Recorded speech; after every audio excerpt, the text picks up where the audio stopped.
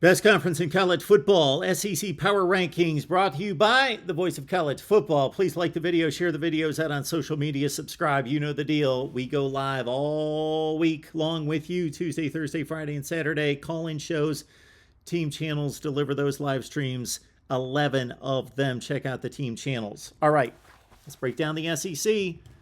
Will this ever not be the best conference in college football? Leave your comments below. Who has the capability? Big Ten, ACC would be the best candidates to overtake the SEC at some point. Probably not going to happen this year.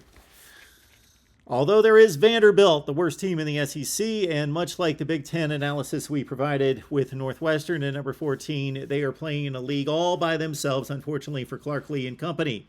But he has vowed to build the best program in college football. But they're still 62 points away from that right now because they just played the defending national champion Georgia Bulldogs and they lost. Wait a minute. It was 62-0 last year, 55-0 this year. Vanderbilt is getting better and may be playing the opponent that they can beat coming up at Mizzou this weekend. At number 13, yes, the Missouri Tigers and Eli Drinkwitz. Recruiting's been good.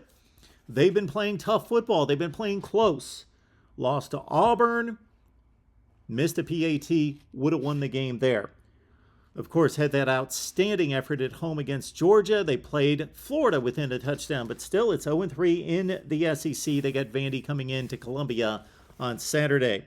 At number 12 in the SEC, the team that beat Mizzou by 1 point, could have beaten LSU. Ill-fated play call inside the 5-yard line late in the game against the Tigers. Tank Bigsby rumbled for 179 on the ground. He is one of the more underappreciated players in college football because the Auburn offensive line has been subpar, to be kind, the last couple seasons. But again, 179 in Oxford in a entertaining game that they lost to the Rebels by 2 touchdowns. The Auburn defense was shredded by the Ole Miss rushing attack for 448 yards. Yes, the Auburn run defense is number 120 in the nation. Auburn we're talking about. Auburn's had one of the top 5 defensive lines in college football for the better part of Gus Malzahn's tenure there. Obviously, he's gone. Harson's in. They've not kept up the recruiting. And wow, they have really taken a tumble. Auburn at 3-4. Florida's got a week off after Anthony Richardson's best performance since the opener against Utah, but could not get it done against LSU, losing by 10. The defense has been putrid, number 106 in the nation, number 77 in points against. Florida is 4-3. South Carolina ranked ahead of Florida at number 10. Think about the Gamecocks. They lost early to Arkansas by a couple touchdowns, dominated in that game, obliterated like just about everybody else against Georgia, and forgotten after that. But they defeated Kentucky without Will Levis, but knocked off a top 25 team. Now they've got Texas A&M at home. In the offseason, we would have considered that a lost cause, certain loss for South Carolina. But just a 3.5-point dog against a Texas A&M offense that is not getting the job done, that is awful and doesn't know who its quarterback's going to be. Haynes King, possibly on the shelf. So South Carolina's got a chance to get to 5-2 and even up in the SEC. Check out our conversation with Chris Phillips on South Carolina football. At number 9, we've got the aforementioned Hogs of Arkansas. Broke a 3-game losing streak with a win against BYU. They broke it open in the second half, 52-35. They welcomed back KJ Jefferson, 365 yards, 5 touchdowns. Rocket Sanders had himself a day with 175 on the ground. Arkansas's got the week off to try to improve their 1-3 SEC record. Texas A&M at number 8. We mentioned the date at South Carolina. A&M, horrible offense. Doesn't know what they're going to do with the quarterback position now that Haynes King is nicked up. And it could be worse than that. Obviously, they pushed Bama to the hilt. They beat Arkansas. They've got a talented team, but they can also lose by 3 scores to Mississippi State. They could drop to 1-3. Shamar Stewart showing that he could soon be a star in the SEC. At number 7, this team was rolling until they hit Lexington, and that was Mississippi State. The Bulldogs dropped one to the Wildcats by 10 points. Mississippi State in that high-powered offense And Will Rogers' numbers do look good at 71% completion percentage, 23 touchdowns, 4 picks. They only scored 17 points against Kentucky. They were held to 225 yards of total offense. They go for 520 a clip per game. And their rush defense ripped up by Chris Rodriguez in Kentucky for over 200 yards. It would surprise some people that Mississippi State is only 54th in total offense this season. The Bulldogs are at 5-2, 2-2 in the SEC. They've got a trip to Bama.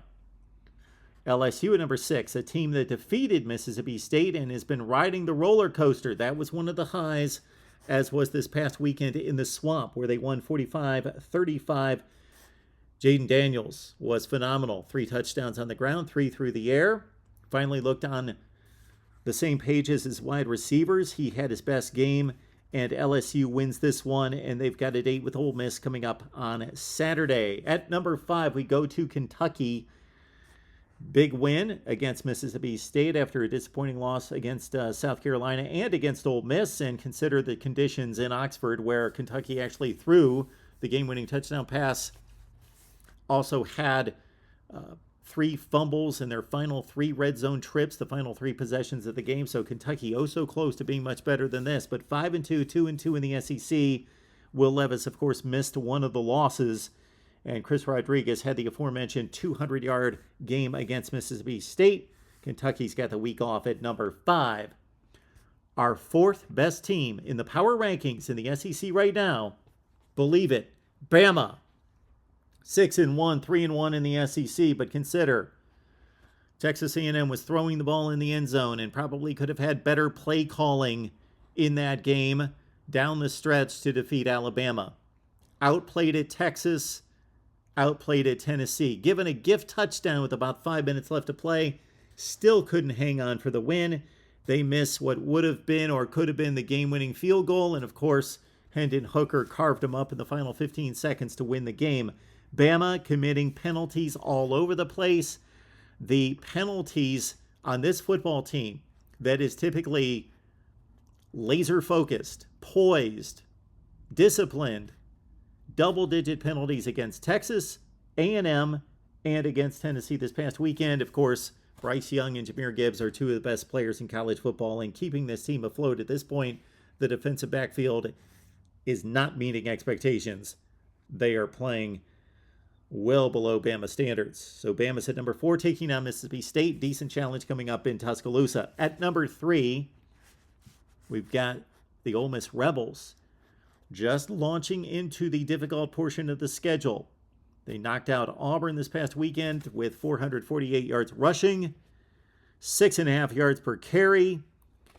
Lane Kiffin, known for throwing the ball, creating matchups in space. Yes, he does all that. But 69 rushes, only 19 passes against Auburn.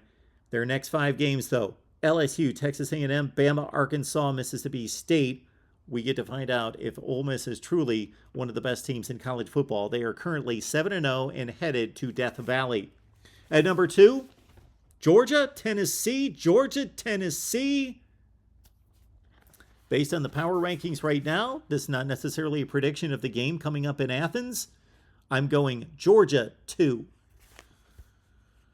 The resume started amazingly against Oregon and South Carolina. Of course, took a dip against the likes of Kent State, Sanford, and of course the Missouri game on the road.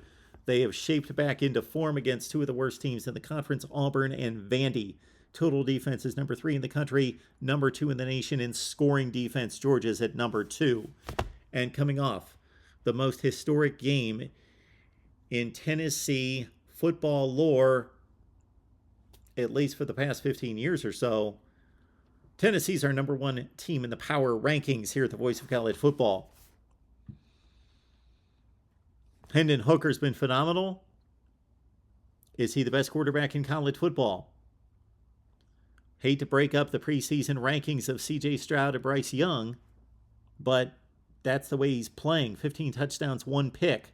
This team has defeated Pitt, Florida, and LSU in dominant fashion before the Bama miracle at the end. And, of course, Jalen Hyatt emerging as one of the best in the business. 5-touchdown game against Bama. Our SEC power rankings heading into Week 8. Tennessee number 1, Georgia 2, Ole Miss 3, and Bama 4. You could throw a blanket over all 4 of them. So understand that. It could be Bama 1. It could be Ole Miss 1. Certainly Georgia could be number 1. Then it drops off to Kentucky 5, LSU 6, Mississippi State 7, Texas A&M 8, Arkansas 9, bit of a drop. South Carolina 10, Florida 11, drop again. Auburn, Mizzou, and the drop of drops off the cliff to Vandy at number 14. Our SEC Power Rankings. Please leave your comments below. Please subscribe. Help us build the channel. The reason you subscribe is then you hit on the turn on the notifications to know when we go live, which is constantly here at the Voice of College Football.